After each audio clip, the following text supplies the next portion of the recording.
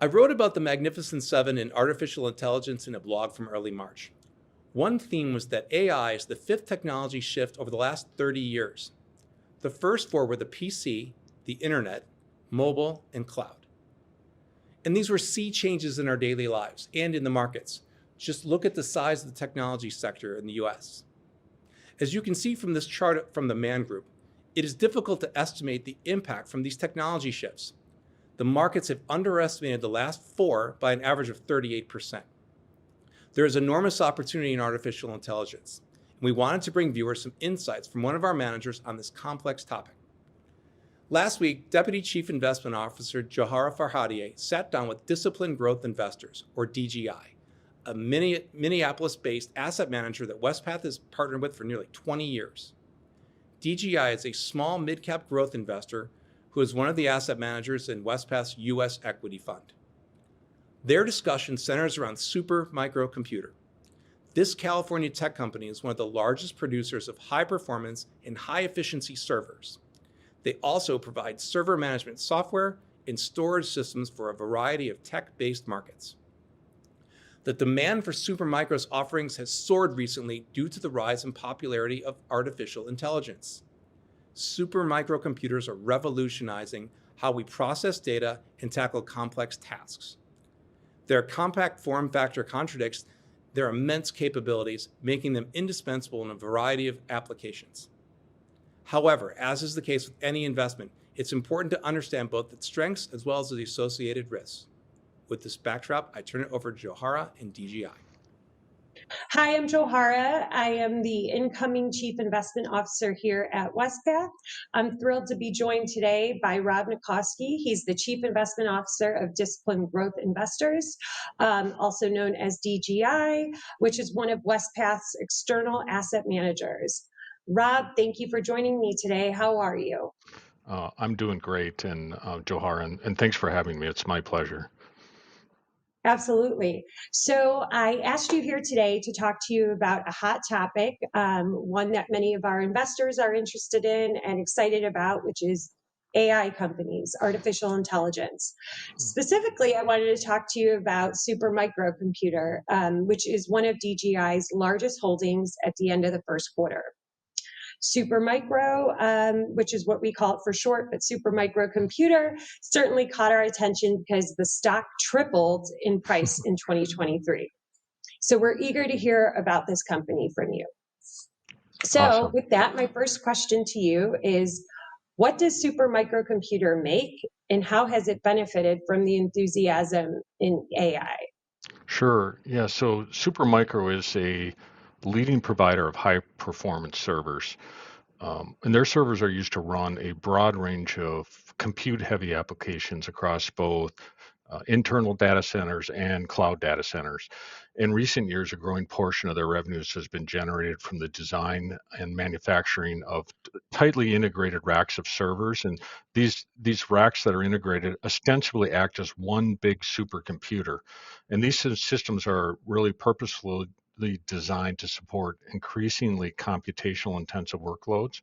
So let me give you an example. The latest iteration of large language models like ChatGPT-4, they have reportedly exceeded 1 trillion separate parameters that they're calculating, which is really mind-boggling when you think about it. And as you might imagine, incorporating that many parameters into a model requires highly accelerated compute capabilities. That's something that Supermicro really excels at. And so because of their emphasis and expertise on being able to manage these compute-intensive applications, they've been a clear beneficiary of the surge in demand for AI-oriented technology and the infrastructure build-out of AI. And also, I would add that the impact of AI on Supermicro's business can be seen in the company's financials.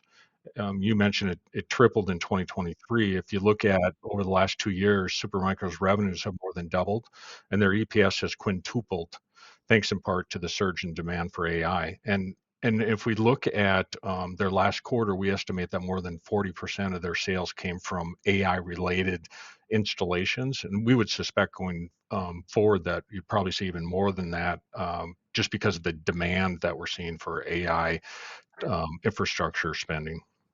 Yeah, so what sets them apart from their competition? What makes Supermicro so successful? Sure, that's really the key question from an investment perspective, because the company's competitive differentiation, as you know, and its ability to sustain it is a primary driver of long-term value creation. Our work suggests that Supermicro has a few points of important points of differentiation. First off, they, as I alluded to, they offer superior computational performance, and they also offer the lowest cost per compute. Usually, the market leader in performance is not the low-cost provider as well. So this is a pretty rare and powerful combination that underpins their competitive advantage. Second, they offer the most flexible solution in the industry. They developed a building block architecture that allows hundreds of different configurations for their clients, and this. Let me give you an analogy here, maybe, and perhaps the most apt analogy is Lego blocks. I think we're all probably familiar with Lego blocks, and if you think of Supermicro's solution as a large set of Legos with a variety of different colors and sizes, and you can build just about anything out of a set of Legos like that. And you can contrast, if you think about their major competitors, Dell and HP, as the equivalent of a set of Legos that are all one size and one color. Still fun, but not as versatile. And thirdly, they're far more energy efficient than their competitors. State-of-the-art Supermicro installation can consume up to 40% less energy for the same level of compute. Now, 15 or 10 to 15% of this roughly comes from their superior engineering and design capabilities, while another 25 to 30% of that advantage is available through their liquid cooling. And Supermicro offers the only scalable liquid cooling solution available in the market today. And this is important because the power requirements for an AI data center can be 10 times that of a traditional data center. And one last one, the quality and depth of their technology partners is really differentiating as well. The most important of which are the semiconductor manufacturers, in particular NVIDIA, Intel, and AMD, because engineers with those companies work very closely with the engineers at Supermicro and have for years. Definitely familiar with Lego blocks in my house. I have a 7-year-old that's obsessed with Legos and a 1-year-old that wants to put all those Legos in her mouth. So definitely understand. So tell me a little bit about DGI's exposure. So when did you guys start investing in Supermicro, and what was it that initially caught the analysts' eyes in order for you guys to make this investment? Sure. We actually made our first investment in Supermicro more than 12 years ago. So we like to call investments like Supermicro as our 10-year overnight successes, because oftentimes it looks like from a stock standpoint they're not doing anything, but under the covers we're seeing the progress. So when we look, if we flash back to that time period, there are a few attributes of the Supermicro story that really captured our attention all those years ago. One was they were selling into a massive market. Conservatively, servers are a $100 billion market, and Supermicro's annual revenues at the time of our initial purchase were right around $1 billion. So there was obviously plenty of runway to grow the business. As an aside, I would add that the CEOs of AMD and NVIDIA have said that they think the market for servers will ultimately exceed $400 billion per year as AI workloads continue to proliferate. If they're right, there's a lot of runway to go yet. The other thing that we liked about Supermicro back then was that they offered a clearly differentiated solution, and as I already alluded to, in a market dominated by commodity products. So they offered a modular, high-performance server option, and as I said, I know it's less expensive, by the way, as well. So, and what they didn't have at that point in time was a recognizable brand. But we believe that over time, the superior value proposition would solve the brand awareness issue and allow them to capture share. And the last thing that attracted us was the founder, Charles Yang. He had and still has a tremendous clarity of vision. So he's always thinking about building the company for the next 10 to 20 years, not the next 10 to 20 months. And Charles also owned at that point in time, and still owns, a big chunk of the company. I think he still owns over 11% of the company. So he's well aligned with external shareholders. That's great. So recent news is Supermicro replaced Whirlpool in the S&P 500. What is the significance of this? Sure. In one sense, entering the S&P 500 is validation of exactly what we are trying to accomplish in our investment process. And let me tell you what I mean by that. Because our goal is to buy, at a very simplistic sense, smaller and medium-sized companies that have a high potential of really becoming big companies over time. And this is a recipe for creating tremendous shareholder value. So entering the S&P is one sign that Supermicro is in the process of making this transition. But I want to be clear, we think it still has a lot of room to grow. It is by no means a mature company like Whirlpool, which I think is probably where your question was going. Supermicro still has a small share of a traditional server market, and we are likely in the first inning of the build out of the AI infrastructure. And one other thought I would add, a leading AI infrastructure company replacing an old line consumer durables manufacturer in the marquee index is also probably a good signal regarding where the exciting investment opportunities are in the economy.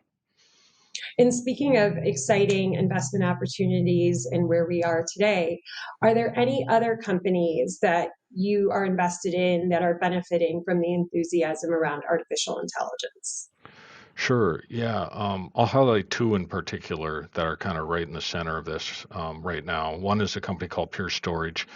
And we know that all AI models are only as good as the data they are trained on. So this means any organization looking to leverage AI needs a high performance data storage solution, one that allows for effective ingestion of all the relevant data into an AI training model. Pure Storage provides such a solution. Pure's solution is fast, it's reliable, it's easy to implement, and it provides the ability to see and manage data across data silos, both internal data centers and in the cloud. And additionally, when you think about the importance of storage, slower, unreliable storage solutions are costly because it means very expensive GPUs are being underutilized. So, and even though AI use cases are still a small part of Pure's business right now, several hundred of Pure's customers are piloting different AI applications. The second one I would mention is a company called Arista Networks. So Arista designs high performance network switches, and their switches are preferred by many of the hyperscalers like Microsoft and Meta, who are both very large customers of AristaNet. And their switches are used in DCs of thousands of other large enterprises as well. The company switches, and they take their switches and they layer on top of that to a proprietary OS. And the combination of the two provides for high bandwidth, low latency network communications. And these are two attributes that are critical for large scale AI applications. So this ability to move data efficiently and reliably helps to optimize the use of the compute infrastructure, and it speeds times to market. Now, in the case of AristaNet, they don't break out their AI related sales specifically, but we suspect it as a material portion of their sales and rapidly growing. And if I could, one last point just to put a bow around this, I'd like to point out that Supermicro, or like Supermicro, I should say, we have owned Pure and Arista for years. We didn't buy them specifically for the AI opportunity. We purchased them because they're serial innovators and disruptors within their respective markets. And because of that, they're positioned to benefit from the growth in AI. Well, thank you so much, Rob. We hope that you guys continue to find those serial innovators and disruptors for our portfolio and our investors. So I appreciate you taking the time today to let us know a little bit more about DGI and Supermicro. Great. Thank you. You're welcome. Thanks, Johara.